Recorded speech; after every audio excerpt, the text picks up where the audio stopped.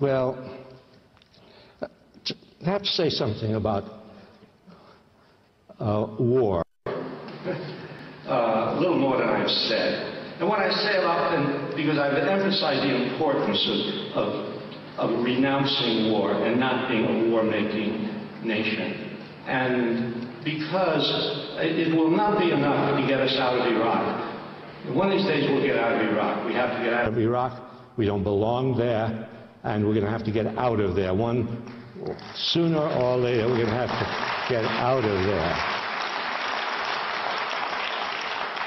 But we don't want to get out of Iraq and then have to get out of somewhere else. We don't have to get out of Iraq but keep troops in Afghanistan, as unfortunately Obama said, troops in Afghanistan. No more, not just Iraq. We have to get into a mindset about renouncing sort of war, period, and which is a big step. And my ideas about war, my thoughts about war, the conclusions that I've come to about war, they really come from two sources. One from my study of history. Of course, not everybody who studies history comes to the same conclusions. But, you have to listen to various people who study history and decide what makes more sense, right? I've looked at various histories. I've concluded that my history makes more sense.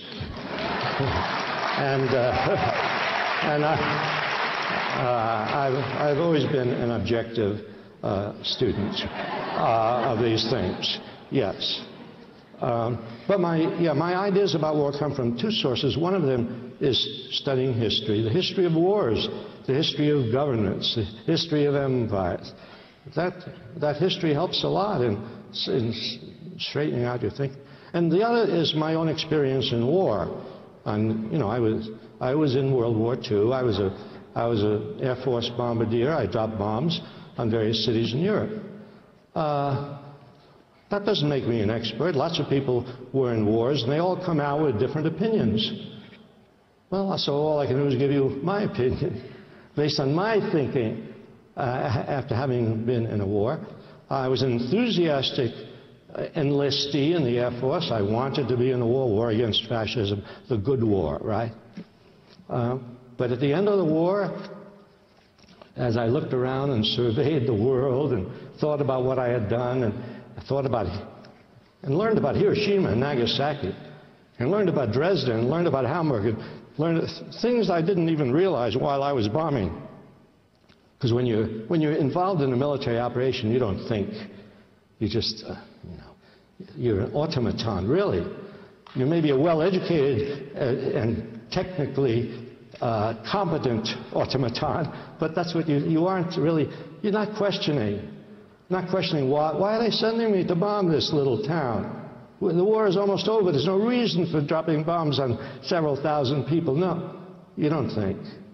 Well, I began to think after the war. I began to think that, and I was thinking now about the good war, the best war. And I was thinking, and then I began to see, no, this good war is not simply good. This best of wars, no. And if it's true of this war, imagine what is true of all the other obviously ugly wars about which you can't even use the word good. And I began to realize certain things, that war corrupts everybody. Corrupts everybody who engages in it. You start off, they're the bad guys. You make an interesting psychological jump. The jump is this. Since they're the bad guys, you must be the good guys. No. They may very well be the bad guys. They may be fascists and dictators and really bad guys. That doesn't mean you're good. And when I began to look at it that way, I realized that wars are fought by evils on both sides. One is a little more evil than the other, but even though you start in a war with sort of good intentions, we're going to defeat fascism, we're going to do this, you end up being corrupted, you end up being violent, you end up killing a lot of innocent people because you decided from the beginning that you're right, and then you don't have to ask questions anymore. That's an interesting psychological trick that you play. Say, well, you start out, you make a decision at the very beginning. The decision is, they're wrong, I'm right. Once you have made that decision, you don't have to think anymore. Then anything you do goes. Anything you do is okay because you made the decision early on that they're bad, you're good. Then you can kill several 100,000 people in Hiroshima and Nagasaki. Then you can kill 100,000 people in Dresden. It doesn't matter. You're not thinking about it. Yeah, war corrupts everybody, who engages in it. So, what else can I say about war? Lots of things. But I took out my watch, presumably because I care, and I don't, but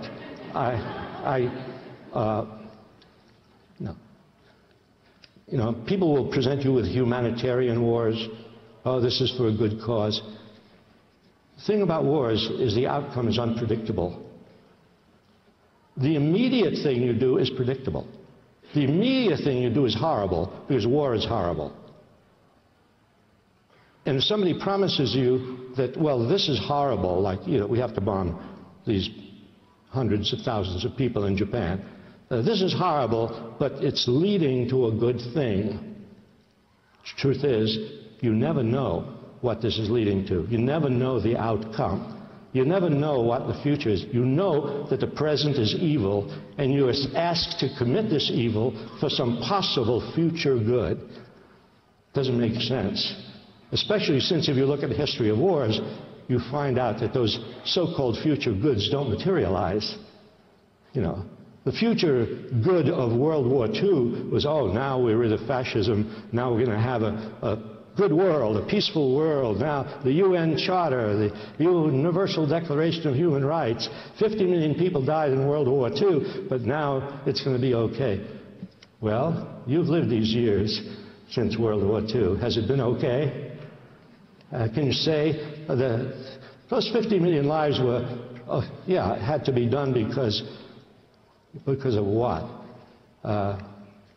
No, the wars, violence in general, is a quick fix. It may give you a feeling that you have accomplished something, but it's unpredictable in its ends. And because it's corrupting, the ends are usually bad. So, okay, I won't say anything more about war. Of course, it wastes people, it wastes wealth, it's an enormous, enormous waste. And so what is there to do? We need to educate ourselves and other people. We need to educate ourselves in history. History is very important. That's why I went into a little history, because if you don't know history, it's as if you were born yesterday. If you were born yesterday, then any leader can tell you anything. You have no way of checking up on it. History is very important. I don't mean formal history, what you learn in the classroom. No, the history that you learn, go to the library. go to the library and read, learn history. Yeah, we have an educational job to do with history. We have an educational job to do about our relationship to government, and to realize that disobedience is essential to democracy.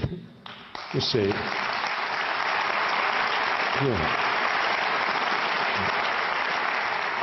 And it's important to understand democracy is not the three branches of government. That's not what they told us in junior high school. Oh, this is democracy. We have three branches of government, kiddos, the legislative, the executive, judicial. We have checks and balances. We balance one another out. If somebody does something bad, it will be checked by another. Wow, what a neat system. Nothing can go wrong. Well, those structures are not democracy. Democracy is the people. Democracy is social movements. That's what democracy is. And what history tells us is that when injustices have been remedied, they have not been remedied by the three branches of government. They've been remedied by great social movements which then push and force and pressure and threaten the three branches of government until they finally do something. Really, that's democracy.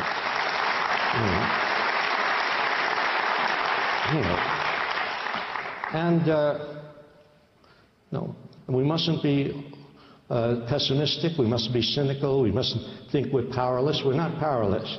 That's where history comes in. If you look at history, you see people felt powerless and felt powerless and felt powerless until they organized and they got together and they persisted and they didn't give up and they built social movements. Whether it was the anti-slavery movement or the black movement of the 1960s or the anti-war movement in Vietnam or the women's movement, they started small and apparently helpless. They became powerful enough to have an effect on the nation and on national policy. But we're not powerless.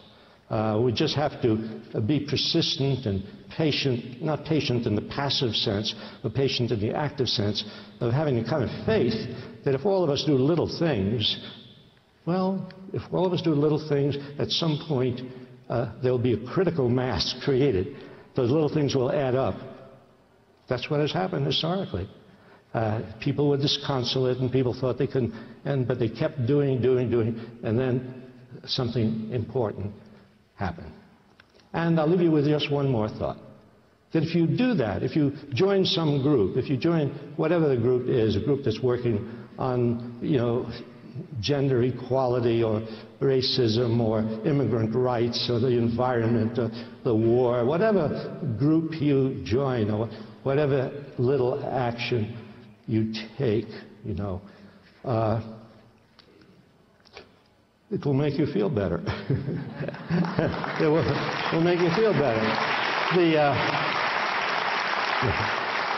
I'm not saying we should do all these things just to make ourselves feel better, but it's good to know that life becomes more interesting and rewarding when you become involved with other people in some great social cause. Thank you.